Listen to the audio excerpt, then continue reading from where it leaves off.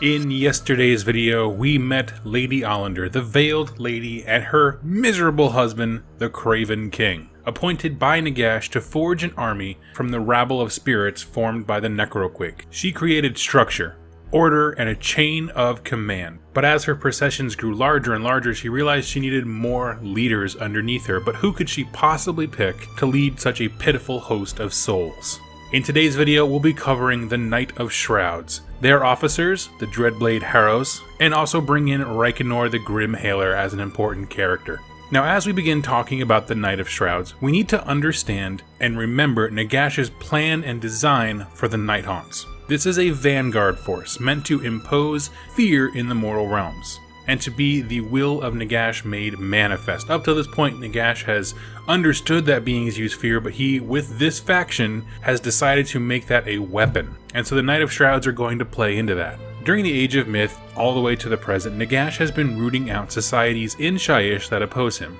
Not everyone universally recognizes and worships Nagash.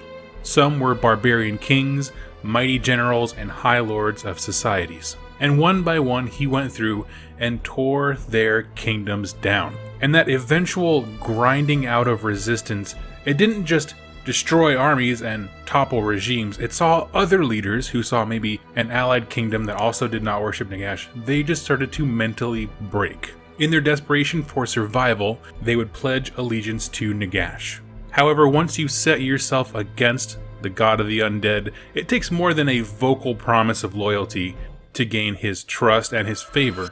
You need to make a sacrifice. And so these leaders, these generals, these high lords would betray their own people in exchange for immortality and power. And they would do this in a variety of ways. They would send their armies into unwinnable wars specifically to offer up the bodies of their people. Nagash would kill them, smash the army, and then raise them all back to be more undead. So he would bolster Nagash's forces by betraying his own folk. They would let undead into the city and let their people be devoured from the inside out. And in return for these grievous and terrible deeds, Nagash granted them a small sliver of his power and, of course, immortality.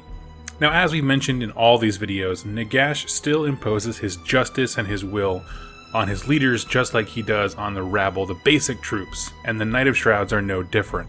They live in this perpetual torment, constantly feeling regret for the actions that brought them where they are. The only escape or reprieve that they get is when they bury themselves in their work, which of course is leading Nighthaunt, killing anyone who's alive, really just doing the will of Nagash. And as such, they have become betrayal made manifest. When people look at a Knight of Shrouds, there's no respect for them as the mighty general they were in life. This is a despicable character, but the undead have no choice but to follow his commands.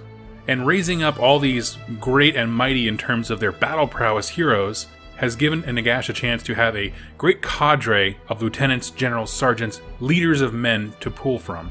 They're all loyal to him. They're bound to his will for eternity, trapped in a hellish prison of self-loathing, and their only reprieve is to do the dark will of Nagash himself. Some go to war riding on ghostly steeds, some hover over ground as if they were on foot. It doesn't really matter. All of them are great at combat.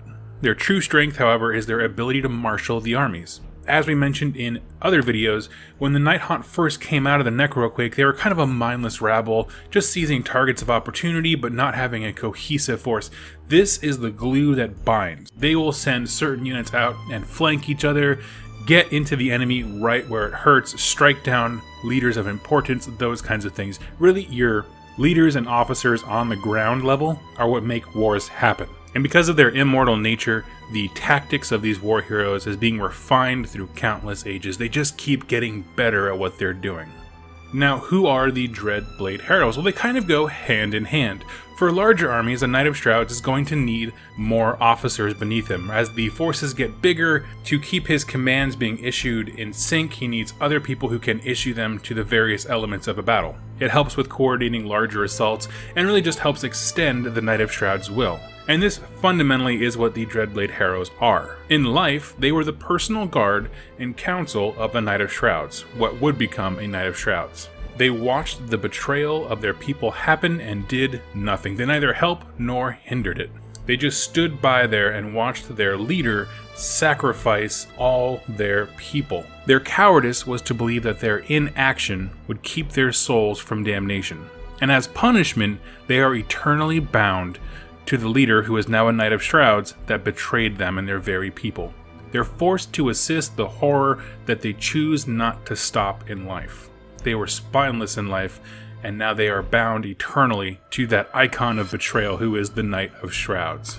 In battle, they act as heralds, bodyguards, and ground officers in these great processions that Lady Allender has formed. If the Knight of Shrouds is leading the main force and he wants to have a flanking unit of cavalry like Hexrays, there's probably going to be a Dreadblade Harrow leading that second flank. And that really sums up kind of what the structure of a Nighthaunt army is. You have Lady Allender on top as the Mortarch of Grief, various heroes as middle management, and then all of the spirits down beneath. It's a very slim organizational structure that allows for a lot of flexibility and really emphasizes the character and skill sets of the Knight of Shrouds that are leading these armies. Now transitioning, I wanted to have another character in here, Reikenor the Grim Hailer. He's not actually a Knight of Shrouds, but he's very similar in terms of appearance and somewhat battlefield role, so I wanted to include him somewhere in this week, and this really just seemed like the best place to do it. This is a character who rides a flying horse, much like a Pegasus as we would know in the real world. And Reikenor's origin story has largely been lost to time. We know that he was a sorcerer king who spent his life trying to cure death, to eradicate mortality. This makes me think that he had a kingdom that was largely based on magic and intellectual pursuits, so very intelligent, very wise, and his life's goal was to keep the sting of death away from his people. He was very knowledgeable in the magic of Haish, which is light, which really focuses on reason and purity, and he must have been making great strides in his field of study when it came to mortality. He drew in many students and acolytes from all the realms. People wanted to learn what he had learned and help him in his studies and receive that knowledge as well. However, the problem with fame is it also draws the darkness, so Nagash realized who this guy was and what he was doing. To put it very simply, he never found the cure for death. Let's just spoil that right there. In the afterlife, Nagash had yet another cruel and ironic punishment prepared. Reikenor, who had been a hunter of knowledge and secrets in life, well, he would continue his hunt, but now he would hunt anyone who dares to defy death and its magics, which means he's hunting the very people who seek what he sought in life. His first task was to slay every student and acolyte of his. It was a bloodbath that erased all the research that his entire life was spent building. No one defies death. No one keeps their soul from Nagash. Now, to aid in his mission, he was given a flying steed to traverse the realms, the one we see in his model now. And it's important to note that this is not just good guys who are seeking to escape death, right? Most of the time when we talk about people, very noble folks trying to escape death, it's usually because they have a loved one. They're very honorable and they want to make sure they don't lose someone who's valuable to them. But it's not just that. It's also necromancers who don't bow to Nagash. Anyone who thinks that they can own death magic without paying proper respects to the Lord of the Undead is an enemy of Nagash, because you're taking his power. And previously he had operated largely alone. Nagash would dispatch him throughout the realms to go and hunt these people and necromancers and scholars, and he would do so with a very swift justice. It almost reminds me of Karanak, the Fleshhound of Khorne, who basically Khorne would send out to just hunt a specific target. Very similar sounding things. But after the Necroquake, Lady Allender, when she brought in all the Nighthaunt, also called in Reikenor.